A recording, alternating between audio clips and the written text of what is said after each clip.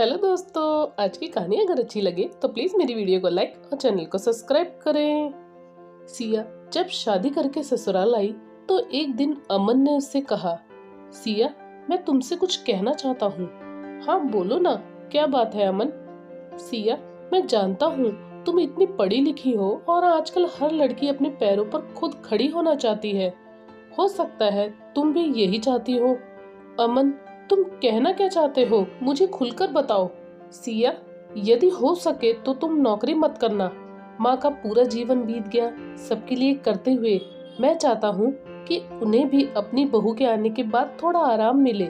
मैंने देखा है सिया, पहले हमारा संयुक्त परिवार था। चाचा चाची ताऊ ताई और सबके बच्चे साथ ही रहते थे।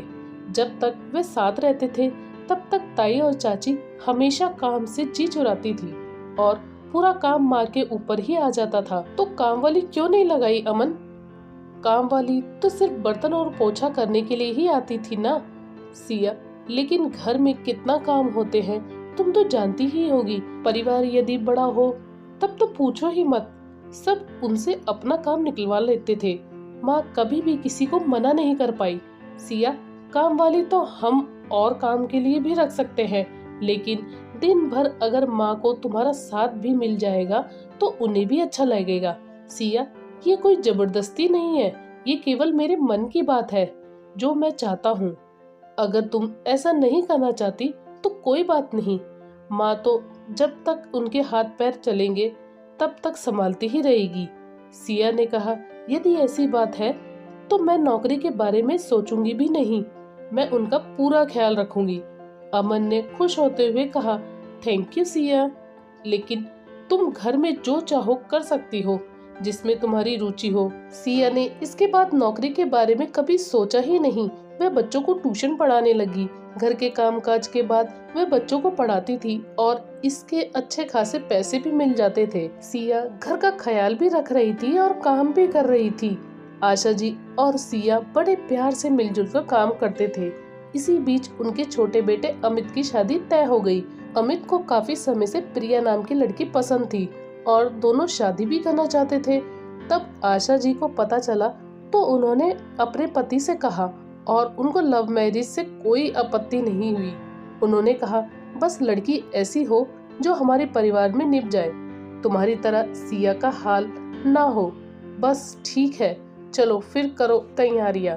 प्रिया और अमित की शादी हो गई। आशा जी केवल इतना चाहती थी कि जैसे सिया परिवार में घुल मिल गई वैसे ही प्रिया भी घुल मिल जाए, लेकिन वैसे नहीं हुआ।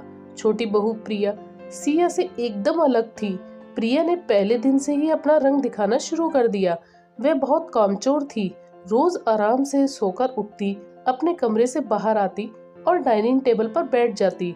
ऑफिस के लिए अमन और अमित के साथ अब प्रिया का भी टिफिन तैयार होने लगा।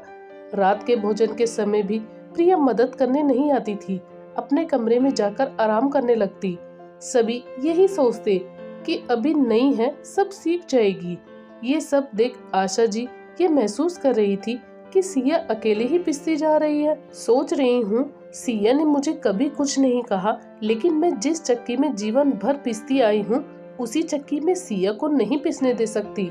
तुम्हें अगर ऐसा लगता है कि बिना किसी को मदद किए तुम सही कर रही हो तो तुम अमित को लेकर अलग रहने जा सकती हो। प्रिया ने तुरंत ही अमित को आवाज लगाई, अमित देखो हमें तो घर से निकाला जा रहा है।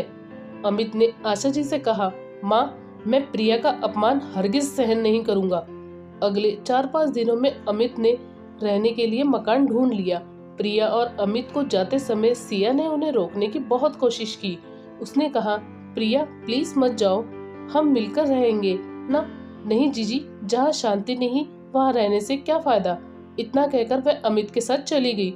आशा जी टूटते परिवार को देखती रही।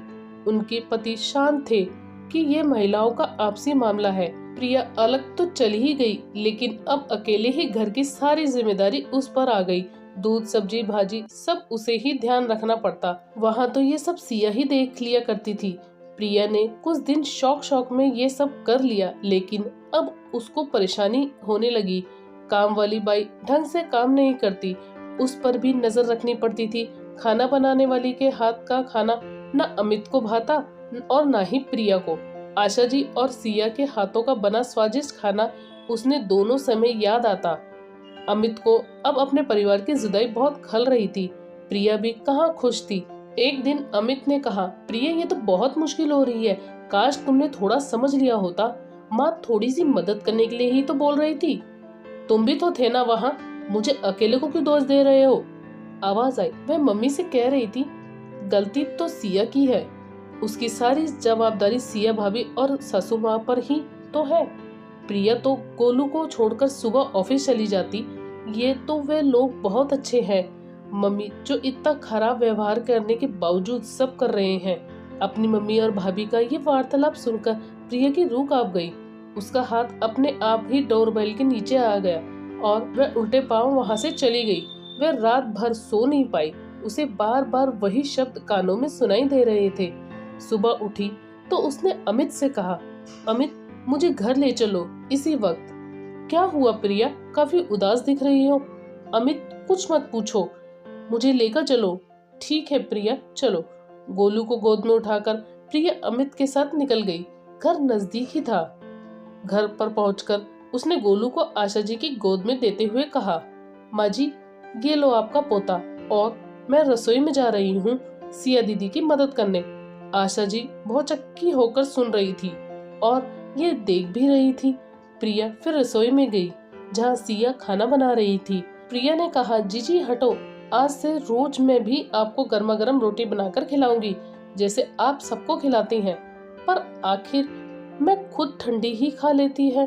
सिया ने उसकी तरफ देखा तो प्रिया की आंखों में से आंसू बह रहे थे, जिससे उन आंसुओं का साथ उसका पूरा अभिमान बहता हुआ साफ दिखाई दे रहा था।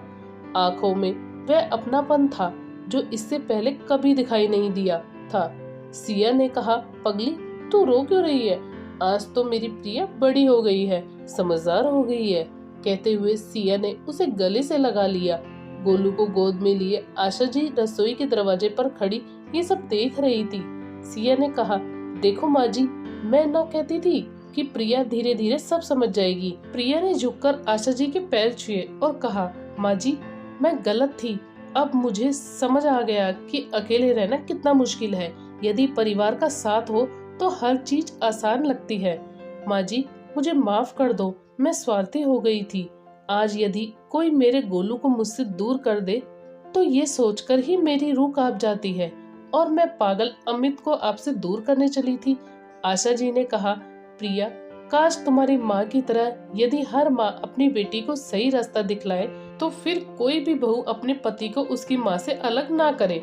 आज हमारे समाज के टूटे बिखरते परिवार में हर माँ और हर बेटी थोड़ी समझदार, थोड़ा एडजस्टमेंट करना सीख जाए तो फिर हमारे परिवार टूटेंगे नहीं बल्कि और मजबूत हो जाएंगे।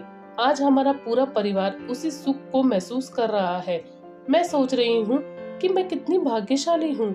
बेटा अब मुझे क्या चिंता, अब तो हम दोनों को दादा दादी बनकर दोनों के बच्चों को संभालना है।